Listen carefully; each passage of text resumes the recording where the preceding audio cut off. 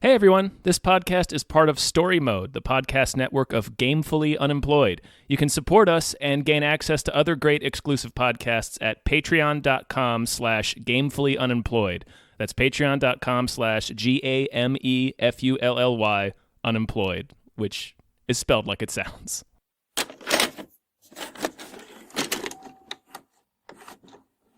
All right. All right. Oh, hold on. All right. You son of a bitch. Never mind. No, don't. All right. Hold on. No, never mind. Hi, everybody. Hello, everyone. My name is David Bell, My name is Tom Ryman. and we just watched Magical Michael. Magi Mike. Yeah. Magic? Yeah. Magic Mike? Sure, it's the one with all the dicks and butts, Tom.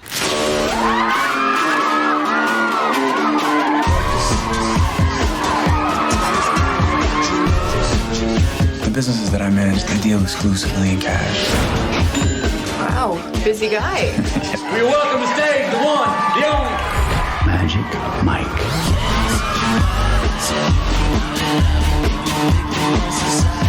You are the husband that they never had. You are that dreamboat guy that never came along. Yes, there are lots of dicks and butts. Yeah. I'm sorry, and one huge dick, and we'll get to that. We'll get to that. Actually, two huge. Two huge dicks. One literal and one figurative. Like too huge? Like the dick was too huge? The numeral 2. Oh, like two dicks too furious. Mm-hmm. Two dick, too furious, yeah. Yeah. Just helicoptering their way through high-octane stunts. Yes. Slapping against that NOS button. Gross. Yeah. All right, look, it's Thursday, and so I need to do a shout out to our patron that made this happen. Thank you to the ghost of Dave Thomas. Thank you, sir. This is a week late because of things that happened. Yeah. There was an attempted coup. I feel like that's reason enough to take a moment. Yeah, it was difficult for us to focus, to concentrate on Magic Mike. Yeah. And all of his, I think I texted you. all of his it was spells. Like, I can't watch Magic Mike tonight. Like it was just not the night to do that. And I'm glad we waited. Yeah, me too. Me too. Yeah, to give it what it deserves. Tom, have you seen this movie before? Oh yeah, of course. Really? Yes. I'd only seen the sequel. Oh really? Oh, this is a Soderbergh movie. You hadn't seen this? Does he do both of them? No, he doesn't do the second one. Oh, Soderbergh's great. Mm-hmm. Like he did fucking goddamn. He did Out of Sight. He did the Ocean's 11. He did fucking Unsane, Contagion. I don't have to list Soderbergh movies, right? But it's just wild that he does such wildly different movies. Mm-hmm. He did Haywire and this and Magic Mike. And Magic Mike, yeah. And he's just like I know, look, people know this already, but like I just like movies like this make me step back and go, man, this motherfucker just knows how to make movies. Yeah. And he chooses wildly different films and wildly different plots. Mm-hmm. This is all accurate. And yeah, I hadn't seen this before. I didn't know it was going to open with Matthew McConaughey just grabbing himself on stage. Hell yeah. Yeah. Lots of McConaughey playing bongos too, which is he fucking plays bongos. That's his thing. That's like his jam. Yeah. It's he's perfect. He is perfect in this movie. Oh man, I can't believe you'd never seen this before. Okay, now I'm like more excited to talk about it. Well, I saw the sequel. I think it was Star who showed us it. Yeah. And she was like, you don't have to see the first one. And she wasn't wrong. But I now want to see the sequel again, knowing the lore. Yeah, you know, the tone is very different too. Like the second one, we're jumping all over the place. The second one's fucking delightful. It's just such a happy, positive movie. And this movie's dark. This movie's dark, and it has a morality that I'm unclear on and need to talk about. Yeah, sure. But yeah, for people who I guess haven't seen it, this is about sex workers, specifically male exotic dancers. Yeah, in Tampa, Florida. In Tampa, Florida. Yeah. So like, just the perfect like location and subject. Right. It's not like it's not crappy, but it's not top tier. Yeah. Yeah, exactly. And it's right there. The in goal, the middle. the goal is to get to Miami, which would be, top tier, Right. the big leagues, the big money. So it's like there's this guy who's living with his sister. I forget his name. I don't know anybody's name in this. Adam, except for the one name. except for Magical Mike, Magical Michael. Yeah. Sorcerer Michael. Yeah. Sorcerer Michael. Mm-hmm. He wasn't magic at all in this. He didn't do one magic thing. Listen, Dave, his moves were magic. Yeah, that's true. God, I am. And if you disagree, we can shut off this podcast right now. I think I've said this before. I've gone on record saying that Channing Tatum, I am on his side. Yeah, no, he's great. Yeah, the Channers. Mm-hmm. He's like The Taters. Yeah, he cannot do wrong. I've been sad to not see him around as much as I want him to be around. Yeah, he hasn't made a movie in a while. He hasn't, and he really he's got everything. Fucking Foxcatcher, and Magic Mike, like those two ends of the spectrum, and everything in between. And he's just I don't know. He's great. He's fucking great. And he's killing it in this. Yeah. With the dancing? Yes. No, the dancing's great. Yeah. With the exception of Kevin Nash, and that's so funny to me. Which one's Kevin Nash? Kevin Nash is Tarzan. He's a Big Daddy Cool Diesel. Oh, yeah. What the fuck is he doing? And if you watch him, and there's like 2 or 3 brief group numbers, and if you just watch Tarzan in the background, it is the funniest. It's another movie. It's like a movie within a movie. It is the funniest goddamn thing. Kevin Nash is doing his own movie about a guy who just can't dance. Right, no, because he's like, or about an actor who refused to learn how to dance for a movie. He's like a 7-foot, 50-year-old pro wrestler. So he's like, he's jacked, but he can't really move. Right. That's exactly what he looks like. Yeah. So when he's doing his version of the moves, it's like watching old people in a square dancing class. It's fucking funny. Yeah. He steals every scene he's in though. The part where he has to tan him up. Yeah, he's got to rub the shit into his calf. Yeah. It's wonderful. All the introductory, that penis pump shot is the penis pump shot is incredible. It's someone needs to make a painting of it, and then I'll buy that painting. Yeah, obviously. It's perfect. Mm-hmm. Yeah, it's about this guy living at his, for people who haven't seen it, living at his sister's, trying to make a buck, meets Taters at a construction site, and then sees him again going out. It's like a real Goodfellas situation. Kind of, right? Yeah. I would argue that you're kind of starting with the wrong character. Like, it's about Mike. And but like the protagonist, this kid comes into his orbit. Well, there's actually multiple protagonists in this, because I would say Mike is also a protagonist. Mm-hmm. But this kid is sort of the classic protagonist arc, I feel like, at first. He becomes the villain. Yeah, exactly. And it's a really good way of doing it. Mm-hmm. It's like Scarface. He's gets introduced into this world of male strippers, and he's got nothing going on, so he takes to it very quickly, and old Mike is showing him the ropes. Mm-hmm. And he meets his sister, and there's like clearly a romantic thing there.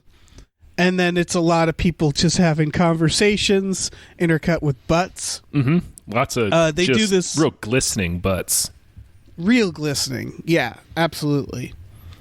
They do this thing where they show the passage of time. I think it's 3 months. Yes. And they do the cut to black in the next month. And they seem to do those at key moments. I remember 2 of them. Is Magic Mike is trying to get a loan because his whole deal is he's been saving up all this money, and he's trying to open like a custom furniture business. Mm-hmm. And he gets turned down at the bank. And I remember that one. And then one of the next ones is his little apprentice is at a party and he takes a drug. It's him getting into drugs, yeah. Exactly. And then that's an important cut. They use it to punctuate key moments. Those are the only two. Those are the only two, so I didn't miss any. No, okay. Those are the only two, yeah. Yeah, because it's 3 months. That makes sense. Yep. And so what that amounts to is this guy who Magical Mike got into this scene kind of spiraling out of control, trying to sell drugs and becoming in the hole for $10,000. Yeah, that's not Magic Mike that does that. That's the kid. That's what I was saying, his apprentice. Oh, okay.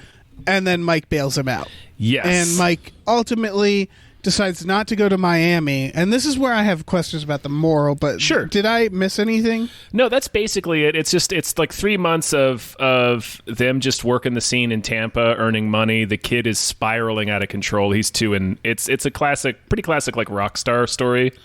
Yeah. Where they bring the kid on and he's like this bright-eyed, bushy-tailed. Yeah. They shove him on stage and he just like he comes out, his stripper theme is schlubby guy who doesn't want to undress. Mm-hmm. And I was really hoping that would be his theme throughout. Is like it would just be like dude coming home from work. Yeah. But then he gets into it more. Right, yeah, and then he becomes like, because he starts taking off as this talent, he becomes a real prick. And then just starts spiraling in the lifestyle, the hard partying lifestyle, gone out of control. And at the end of the movie, he's just a fucking prick. Yeah, he's just completely into it. Right, and he's kind of. I mean, the whole time Matthew McConaughey is kind of a prick. And, Matthew McConaughey, yeah, he's yes. That dance studio scene, boy, is so good. Oh my god. So many scenes, so many great scenes, but him teaching him how to thrust at a dance studio, my God, it must have been, I don't know, either extremely fun or extremely not fun to work on this film and be like an extra or just be like a grip and just get to watch all this shit go down. But yeah, that dance scene or dance studio scene is fucking wonderful. It's amazing. Also, I could just watch Channing Tatum go on dates for 4 hours. Yeah. Just Channing Tatum being charming on dates that aren't dates but are totally dates. Yeah. Like I could watch that for fucking ever. Yeah, he's charming as fuck. Yeah. Yeah, man. And yeah, most of the movie is just like charming casual conversation and then like scenes where they do dances. Yeah. And that's the fucking movie. Pretty much. But then it has like a I don't know. I didn't expect it to have this much of a plot just because I had seen the second one. Oh, yeah. The second one is much more... It's much breezier, and it's just about positivity and dancing, and it's much more playful. It's a very different film. Yeah. Things I guess criticisms I would have. Well, I don't think we ever said how we felt about this movie, although I think it's probably clear by now, right? Like, I think we both enjoy this movie. We both enjoy it. Yeah. What do you think? Do you have any like hesitations about this movie? No, there's a couple of like I don't think the sister would have given Mike another chance at the end. Like, I think she would have been grateful. It's like, oh, I heard what you did for my brother, and that's really cool. But like, I don't know, maybe. But like, for the most part, I think it's a pretty good movie. Pretty well done. Okay, I have a question for you. Is the sister in the sequel? I don't think she is. She might be in the very beginning. I can't remember. So, for people wondering, there's this whole thing with the sister, and this is the sister of the apprentice to Mike. And she's like very concerned that he's going to get her brother wrapped up in bad things. And he does get wrapped up in bad things, but it's not Mike who really does it. No, it's not. It's the lifestyle, though. It's the people around Mike. Like, there's definitely shady people. So there's a scene where she goes over and he's like so passed out because he took something that I think ecstasy. I mean, that he can't be woken up. He's OD'd. Like, he's like vomited and is like, yeah. But he'll be fine. It's fine. Sure. He'll be fine. Sure. And so she's like, you can't play with Mike no more. And she has her attitude for most of the film is like she looks I don't know if you got this, Tom. On her face, she looks like she already regrets sleeping with Magic Mike without having And it slept hasn't with happened him. yet. Yeah, like every interaction, she has this face of like, oh, I'm gonna fuck this guy. Oh man, that's not it. That's not the way. That's not the way. And the hang up becomes, I guess this is what it is that what is her hang up? Why?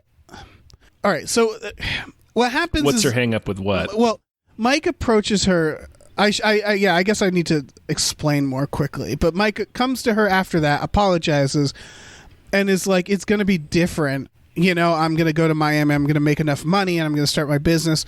And she's like, I don't think you will. I think it'll just be more and more of this. And there's this idea of it's shameful that he will become like a 40-year-old stripper. And then at the end, he misses the big show. The brother takes his position. And Mike goes to her house and is like, I'm not going to go to Miami. And she's like, let's fuck. And she's like, she's down. Because they had this flirtatious thing where she was like, I don't know if I could date someone like you, that kind of shit. So is her hang up just that he is a sex worker? No, I think it's the specific kind of work that it is it's about partying. It's about, she says later, it's the lifestyle when he has a conversation. Well, I'm not my lifestyle. And it's like, well, you kind of are. Right. And so the question is, though, why would it just him not going to Miami be enough then? Because, like, the drugs, the lifestyle, that doesn't really go away with the job, right? Like, if someone was if like, you had a job where your job was to go out every night at clubs, to be an entertainer at clubs, specifically to try to pick up women and be around hard drinking, not hard drugs, but like party drugs, which, to lead to hard drugs anyway, like 4 or 5 nights out of the week is a lot different than not doing that 4 or 5 nights out of the week. Yeah, and that's why I'm not coming down hard on the morality of this. It's a weird situation that they created because they make it so that the thing that makes her turn is him quitting a job as a sex worker, not quitting the lifestyle necessarily. Because I still think those are two different things. If someone's addicted to drugs, they're not going to not be addicted to drugs after quitting Correct. the job. So, like, shouldn't she be more concerned about that than what he does? And I know the movie is ambiguous about it. The movie doesn't posit him as a drug addict either, though. And no, I guess not. But that's the issues she has. It's the lifestyle, the brother with drugs. I think it also has to do with it being...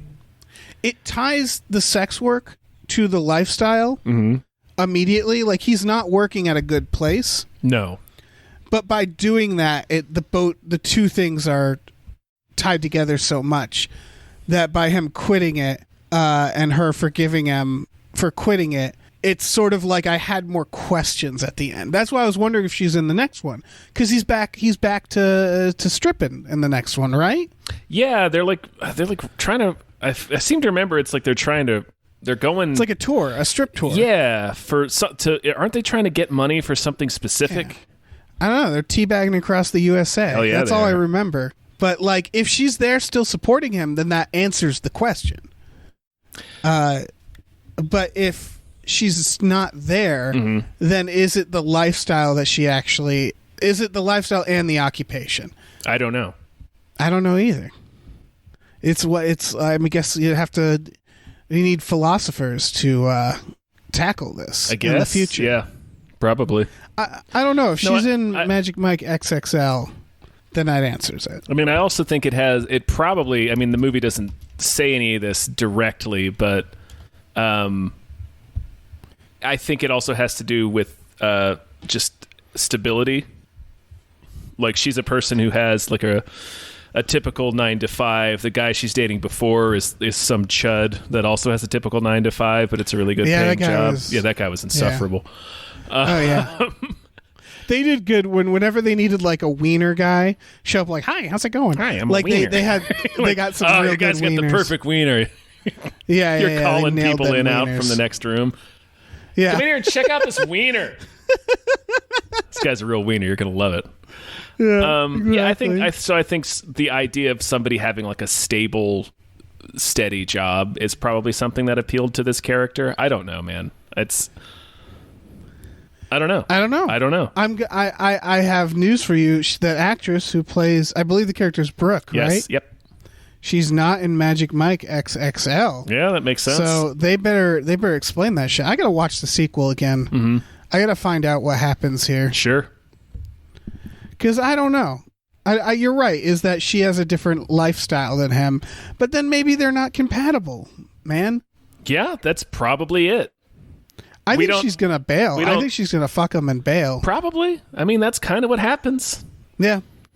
I don't know. I think he's like an itch she needs to scratch, because she was just like the whole movie. She's like, all right, fuck it. You're like a fucking human dog. You're like a Mog, Channing Tatum, but she's like following him around with rocket she's into boots, it with rocket skates. Yeah, exactly. With rocket. Oh fuck! I gotta watch that movie. Yeah, you do again. Fuck. Mm-hmm. God, what a career. Yeah, it's been pretty incredible. Yeah. It's been a great ride for Channing Tatum. Mm-hmm. That cop scene, yes, made me wonder: are there pre-Trump films the way there are pre-9/11 films?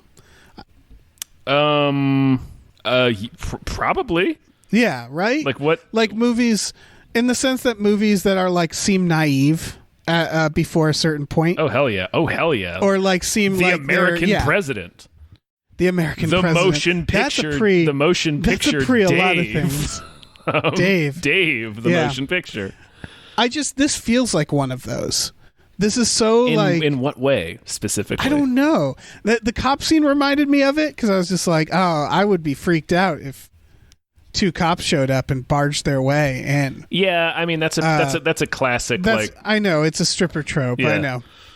That was just making me think of it. Mm-hmm. I'm not saying this film is that. I'm saying this film is extremely like positive and low stakes, and I mean it's not like movies can't be that now. Mm-hmm. There was just a sort of amount of optimism in it. You know, like you ever watch a pre-9/11 film that's not like about anything 9/11, but it just feels like a pre-9/11 film? Yes. Yeah, and that's what I'm wondering, if this gives off that vibe. No, not at all. You don't think so? No, not really. I didn't get that read from it. All right. That's fine. Yeah, I'm glad it's fine. Yeah. No, I'm glad it's fine too. I'm just wondering if we're too close to it. What do you mean? I don't know. I feel like there's going to be a certain, you know what I think it is I think we need more movies made now to make that determination. Does that make sense? No, I don't know what you're talking about.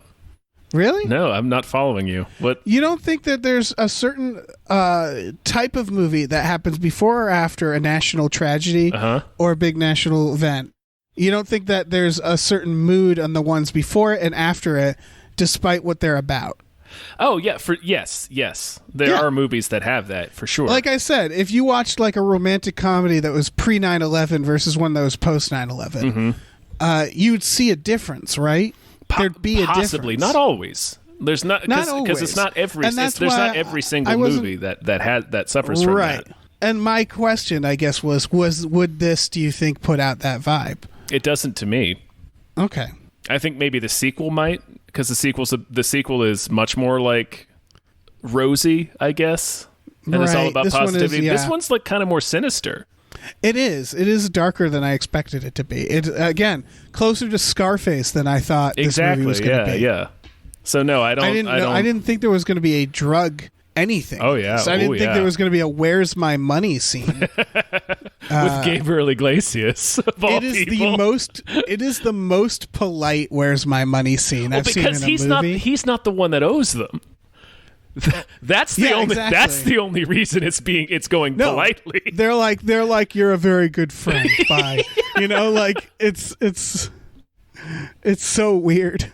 Right, like that scene where like the two goons are counting the money behind him, and Gabriel Iglesias is like, "Well, look, we can go. You don't have to do this. We can go find him and see if he's got it." Right.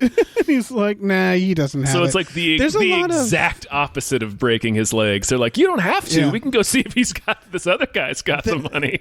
There's a bit of that where I felt like I was going to see more drama. Like the part where he's not telling his sister that he's a dancer. And like it's you're sitting there like, just fucking tell her. And then the next scene is her finding out, and she's like, yeah, he told me. And it's like, then show it in the scene.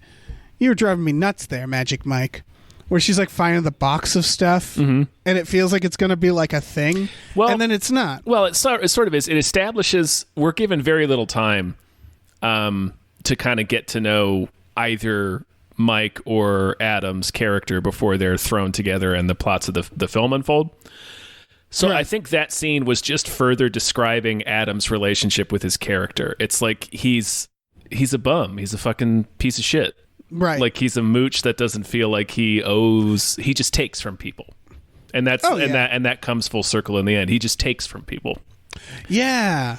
That's a hell of a thing, because they do set it up where he steals from work at the beginning. Yeah. And I was thinking, like, that's a real scumbag thing for the main character to do. Pay attention to the very next scene after that when he gets home. Like, this is the biggest. He lies. This is the biggest scene for him, I think. Yeah. In pointing out his character, he's sitting there playing video games on his sister's couch where he's living, and she comes in and is like, "How did work go?" He's like, well, I quit because the foreman accused me of stealing." It's like, no, you didn't quit. He fired you. He didn't fire him. He said, so he must have just quit, because what you hear the foreman say is, I said that it says one Pepsi per worker or whatever. Right. I'm going to count this, and it's like, now I got to go do inventory, and I'm going to come to you for it. So he didn't fire him. He's just like, don't do this again, and I'm taking this out of your pay.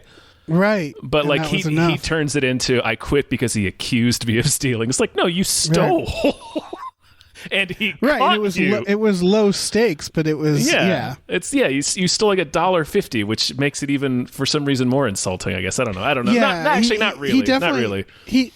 Well, they do a good job at, you're right, is that he gives off like these light scumbag vibes, but since they keep the stakes low enough that it's like, this person is worthy of redemption.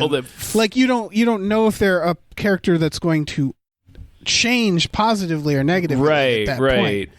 And then later on in the same, like the very next thing you talk about in that scene where he's playing not wearing a tie. Yeah, he's like, well, I have or had that interview at that insurance company or whatever it was, and she was like, well, did you go? He's like, well, they wanted me to wear a tie, and she's like, well, couldn't you just worn the tie? And he's like, you know my rules.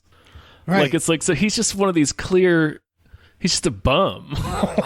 Right. Again, it's an interesting arc, because total scumbag. The arc for him is he's a bum, and in a movie, like you get he could have been a Marty McFly type, like kind of a bum, or a slacker, as it is put for Marty, and then like grows and learns stuff. Yeah, and so you assume that's what it is, but the message of the film is like, nah.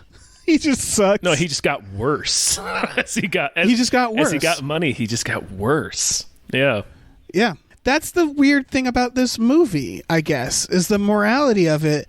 Not that we need to like overanalyze it, but it's not coming down on the profession. It's just this. It's weird. It's like this sort of stagnant moral.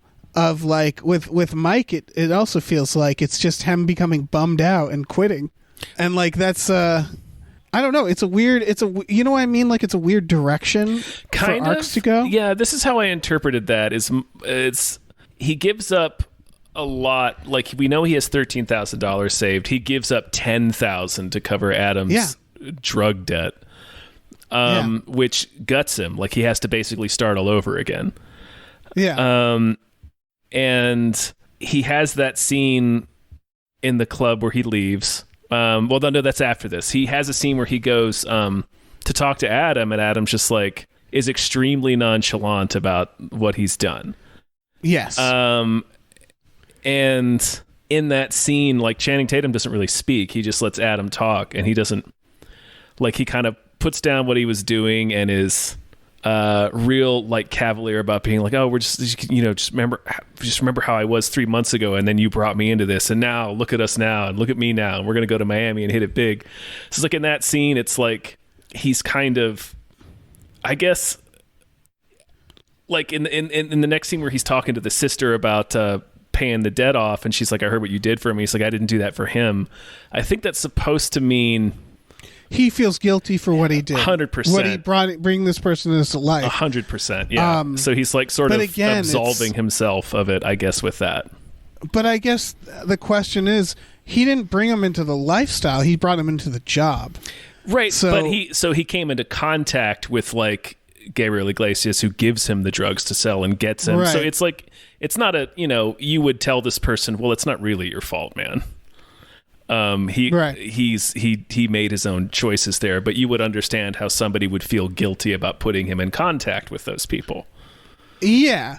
It's just there, and then of course the sister says like he's going to do what he's going to do, Yeah. which I think is the correct thing. Yes. As I don't think Taters owes him anything. No, but I think it was because to get right with that part of himself, and also because he didn't, I don't know. He likes her, so he's bailing her brother out. Yeah, I guess what it comes down to is the movie is way more real than it needs to be in terms of this stuff, which is like he loses 10 grand, he doesn't go to Miami. It's sort of like, and then the brother like goes, and he might have a relationship with the sister, and he doesn't know what he's gonna do, and then the movie ends, and it's like, geez. Like that was way more like real. It's not like a dark ending necessarily. No, I don't think it is. And then like the guys coming to break his legs, and then he just pays them off, and they're like, all right, take it easy. Yeah. Like it's almost anticlimactic in a lot of ways. Yeah. And not in a bad way. Like, again, I like this film a lot. I just think it's very interesting the way they chose to tell the story and what the arcs are in it. Yeah. It's like I'm thinking of the idea of like if you looked visually at an arc, which is supposed to look like an arc, but it feels like a kind of a flat line and then a dip down for like Channing Tatum, because he doesn't seem like he needs anything at the beginning. It's the story of Channing Tatum just kind of getting bummed about his place in life. Yeah, and then being like, it's him reevaluating. I don't want to do this anymore. Yeah, exactly. It's him coming to a decision and being like, I need to try something else to try and get what I want. Yeah, it's interesting. Yeah, and I don't think it makes a morality judgment about. I don't think it's trying to. No, it's not trying to. Exactly. Yeah, I think like every movie, there'll be things to take from it that the movie didn't necessarily intend. I just think it's like it's a very fascinating film. Like you said, that the guy becomes the antagonist, and like textbook antagonist, as in the thing that causes change in the protagonist. That's what the protagonist, or the person we think is the protagonist, starts as, and then it's of course him who creates the arc in Channing Tatum at the end. Yeah. I don't know. It's a cool dynamic. I know Soderbergh didn't write this. Who wrote this? I don't know. Reed Carolyn. Whoever that is. I believe you. Yeah. He wrote Magic Mike XXL as well. Sweet. Yeah. And he produced White House Down, Tom. Yeah, you know what? With Channing Tatum. Yeah, you you hit your wagon to that star, man. Yeah, fuck. He's writing a movie called Dog. Ah, damn, it's a family movie. Fuck. Because it's about an army ranger and his dog embark on a road trip along the PCH, starring Channing Tatum. Hell yeah. Yeah, but it's family. I don't need that shit. No. How am I going to watch that? Yeah, what do I don't have a family. Mm-hmm. That's how they do that, right? Yeah, that's how they do that. Remember Foxcatcher? I was thinking about it throughout this movie. Yeah. That's like, why didn't you do more of that? I don't know. The only thing you're not going to ask him. No, no. I mean, I will. If I will the next time I see him. I will ask him. Okay. Okay. Good. I think the only thing missing from Foxcatcher really was a spirited dance sequence. Oh yeah, we never talked about the penis. Oh right. Well, the figurative huge dick is Adam. Yeah, Adam's the figurative huge, and the literal huge dick is then, Big Dick Ritchie, of course. Yeah, there's a big old dick. Yep. Just a. We don't get to see it. Just a it's monster like, hog. Yeah, they handle it like the shark in Jaws. Yeah, the shark in Jaws. Thank you. Yeah. Where you see hints of it, but even the shark in Jaws, you eventually see it. This is like it stays in the shadows. That's true. Yeah. It never it's like Chekhov's dick. Like it never comes back. Right. So it's like Harvey the Rabbit. Yeah. It's like we see signs that it's there, but we never actually get to see it. We see the evidence of it. Yeah, it should have been at the end, like that dick solves, like beats up the mobsters. Mm-hmm. Like he swings that thing around like a fucking nunchuck. Yeah. Man, see, that's a film. Yep, it cracks open and $10,000 fly out. It's like, oh, I don't have to pay anymore. Well, yeah, or he ejaculates the money. Yeah, that's it. There it is. Like a slot machine. Like it just comes out in coin form. Yeah, and he just buries the mobsters. I was thinking about wads of cash, like a T-shirt cannon. Oh, okay. Like just like oof, like wads of cash spraying out. Like all rolled up, it'd be like semi-automatic. Okay, semi-automatic. Not a full spray, like a boom, boom, boom, boom, boom, boom, like burst, like a three round burst. Yeah, strategic 3-round burst of money cum. Of like money cum, yes. Would it be moist? I mean, probably. Yeah. If we really want to stick the landing of this ending, you got to go all the way, right? So yeah, no, it would be moist, definitely. But not like bloody. It's not bloody, right? I hate this conversation. What are we doing? Look, you can't make us watch Magic Mike without us like theorizing about a guy coming money. Yeah, like that's just gonna happen. That's your fault. Yeah, exactly. You did this. Shout out to the line, "How pregnant did you get that girl's mouth?" Oh, jeez, yeah, yeah, beautiful line. Man, yeah. Poetry. Oh, that's the other thing. I don't know. He's also got that Olivia Munn. Oh yeah. Arc where it feels like, and I get the idea where it feels like he's being left behind. Yes. I think that's the idea. Is he feels like his job is that he is a fling. He is a fling in his life and not just his job. I guess I would have, and I guess Magic Mike 2 might have done this. I just would have liked a version where he's just like, it's not the sex work, it's not the stripping, it's just who I am. Right. I need to change. I'm spinning my wheels is what it is, because she's like, that's the idea. I'm 6 weeks from graduating. You know, right, and then she graduates, she gets engaged, and yeah. So it's like 6 weeks from. He is 6 years into this saving money for his store, and he's nowhere closer. That after we see that bank scene, we know. Right. It's all very like a relatable idea. It's so real. Again, the ending where he's just like, I guess I'm just gonna find something else. And then the movie ends. Yeah, well, I mean, he still has his other work. Yeah. But he's even farther away from his goals. It's a dark ending. Yeah, no, it's a dark ass ending for Magical Mike. Yeah, and it's just, I don't know. I wanted to see them like hold a big like stripper show and get him his money back. Like that's the tone I wanted, and I think it's because I saw Magic Mike XL first, where I'm just expecting a more like cheery Hollywood tone, and then it just got real at the end. Yeah. I don't know. Like again, Coming Money. Like that's the movie I think we needed was Coming Money. I mean, that's what everything before it had set up. Yeah. You know. No, you can't that was the tone of pump, this film. That shot of the pump, it's like it's clearly foreshadowing that dick is going to come in later and save the day. And save those two who are on screen. Because while we see the dick pump in the corner. Yeah, it's the brother, right? Looking at the dick. So like naturally that dick is going to knock him out at some point later in the movie. Yeah, or knock some sense into him. It'll be knock some sense into him. A dick of wisdom. Yeah, a wisdom dick, exactly. Something, you know, just it's weird the dick didn't come back for sure.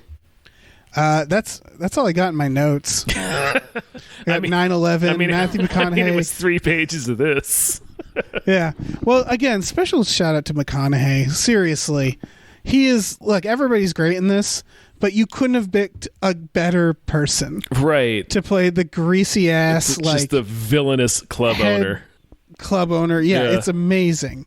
He's amazing. He did Wolf of Wall Street this year too, right? This is 2012. I'm pretty sure that was 2012. So that was just the roles he was taking. That was his vibe that year. When did he do Dallas Buyers Club? I don't remember. I think it was before this. Okay, yeah, I was about to say this feels like a detox for him, where he's like, enough of that acting shit. I'm just going to be myself in a few movies. Yeah.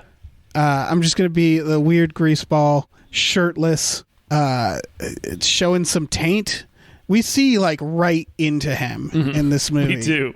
We see right. We look right down the barrel. We look through him like a telescope. Yeah, exactly. Yeah, we see the back of his teeth in this fucking movie. It is incredible. Yep. That alone right there should be enough to get you to rent it. Yeah, that's the thing is I feel like this is a movie.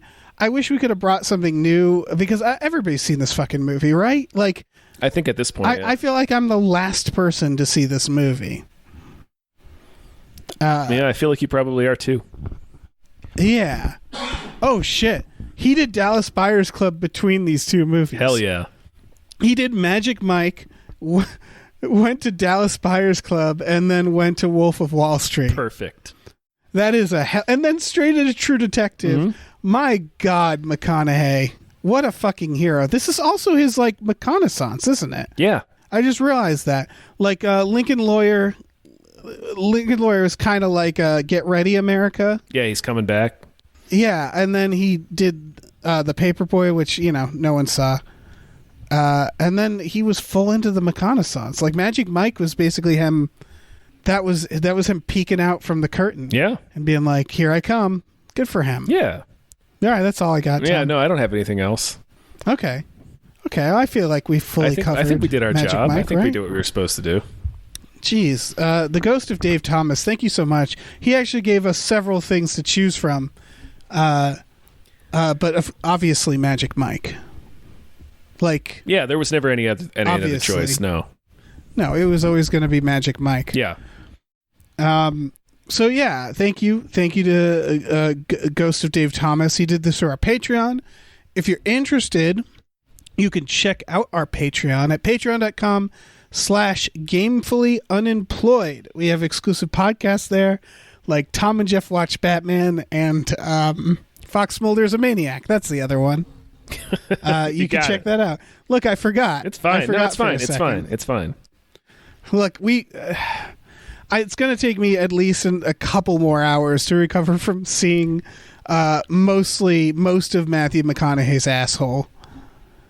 You don't walk away from that the same person. No, take your time with that. Yeah, I'm going to need some time. You're going to need the most shocking thing I've seen this week. Yeah. Yeah. Tom, you want to tell us about the store? Yes, I would love to. We also have a store, tpublic.com/stores/gamefullyunemployed, where you can get t-shirts, masks, mugs, stickers, posters, all kinds of things. Perhaps even a telescope made out of the anatomy of Matthew McConaughey. Yeah. Yeah, he is like a telescope in that scene. He extends out. Mm-hmm. You can see right through him. It's you hear the wind whistling through him. Oh yeah. Like an old mansion. Like a haunted manor. All right. I do need to I guess represent Hana, who I watched this with, who had comments about his nipples. What are your thoughts on his nipples, I didn't really think about them. Okay. Well, check them out again. Just like she posits that they are two little rivets on a pair of Levi's. Nipples. Mm-hmm. They're placed weird, I guess. I don't know. I'd have to really look at it. Mm-hmm. I feel like that's Hana's passion as opposed to mine. I feel like that's on you. I feel like that's on her. Yeah, I'm not. Okay. Then it's agreed. It's on Hana. Yeah. All right. I'm not doing that research. All right. Well, someone will. We'll get back to you guys about the nipples. We'll circle back to the nipples. Yeah. All right.